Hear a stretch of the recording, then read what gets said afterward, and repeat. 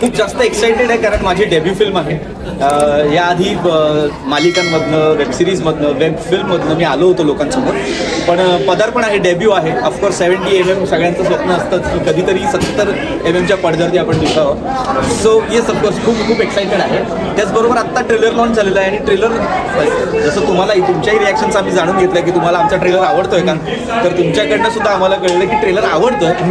I hope आता लोकांना हा ट्रेलर आवडावा, लोकांना या सिनेमाचं काय म्हणतात एक्साइटमेंट लोकांची सुद्धा वाढावी आणि लोकांनी 9 फेब्रुवारीला जाऊन सिनेमा पाहावा असं मला वाटतंय. माझ्यासाठी खूप इम्पॉर्टंट सिनेमा आहे आणि हा जर सिनेमा चालला तर मी आणखीन सिनेमे घेऊन तुमच्यासमोर येत आहे. पण प्लीज हा सिनेमा थिएटरमध्ये जाऊन पहा. करेक्ट तुम्ही प्यारवाली लव्ह स्टोरीमध्ये एक गाणं केलं होतं, शटर का ताला किसने खोला. या गाण्यात मी मागे कुठेतरी स्वप्नील जोशींच्या मागे नाचताना दिसतोय, सई तामणकरांच्या मागे नाचताना दिसतोय. ॲक्च्युली ॲक्टर म्हणूनच गेलो होतो पण तिथे kind of a junior artist दिसतो तसंच झालं होतं. सो मी कुठेतरी 4-5व्या रांगेत दिसतो आणि तिथून आता 10 वर्षांनी डायरेक्ट भाऊचा नाथमुळामध्ये माझ्या लिपसिंकवरती भाऊची एंट्री होते की भाऊचा स्वॅग भारी. तर ते एक सरियल फिलिंग आहे की यार आपण कुठेतरी 4-5व्या रांगेतनं पहिल्या रांगेत आलोय किंवा त्यात इथपर्यंत पुढपर्यंत आलोय. हा प्रवास 4-5 रांगांचाच आहे पण तो 10 वर्षांचा आहे, त्यामुळे येस सरियल फिलिंग. आता मी मला स्पेशली सांगण्यात आलं होतं की ट्रेलर लॉन्चसाठी तुला छान बोलून यायचं आहे. आता मला माहित नाही छान सांगायचं, सांगितलं तुझं और करते काहीतरी वेगळं करूया ना, करते ना. हा तसं झालेलं आहे. पण येस सिनेमामध्ये माझा जो लुक आहे, आय विल टेल यू, तो लुक जो आहे तो ठरलेला लुक होता की एक असा माणूस ज्याला साधी केसही कापता येते, म्हणजे त्याला माहितही नाही की केस कापून कसं छान टापटीप राहायचं. असा एक माणूस आहे, त्याला फक्त कपडे घालणं माहिती, केस वाढलेले तसेच आहेत आणि तो प्रथमेश परब म्हणजे भाऊ दिगंबर कानकोडे सोबत सतत इकडे तिकडे फिरतोय. तो जसं करेल तसंच करतोय. त्यामुळे येस लुक वेगळा आहे, कॅरेक्टर वेगळं आहे. कॅरेक्टर थोडं एका कुठल्या तरी माणसाच्या नेतृत्वामुळे खूप भारावून गेलं आणि त्याच्यासारखं बनण्याचा प्रयत्न करताय. पण त्याचबरोबर त्याला काही कंगोरे आहेत. चोचा हे कॅरेक्टर या सिनेमात फन ऍड करत आहे सतत, म्हणजे काही सिरियस सुरू असताना सुद्धा चोचा काहीतरी एंटरटेनच करत असतो लोकांना. असं हे कॅरेक्टर मी सांगतो, त्याच्यावरनं तुला कळेल की हे कॅरेक्टर काय आहे. हा 1 नंबरचा चोचा आहे.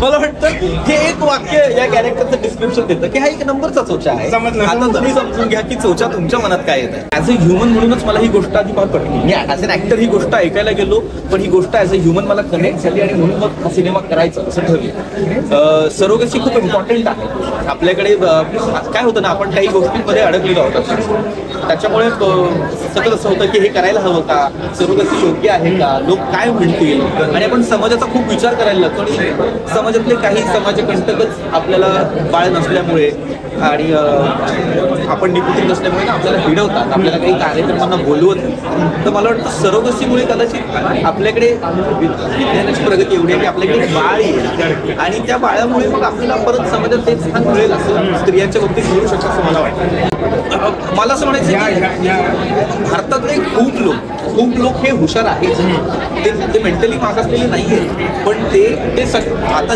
जे मला वाटतंय किंवा जे तुला वाटतंय तेच लोकांना पण वाटतंय. लोकांचे तेवढे शाणे आहेत.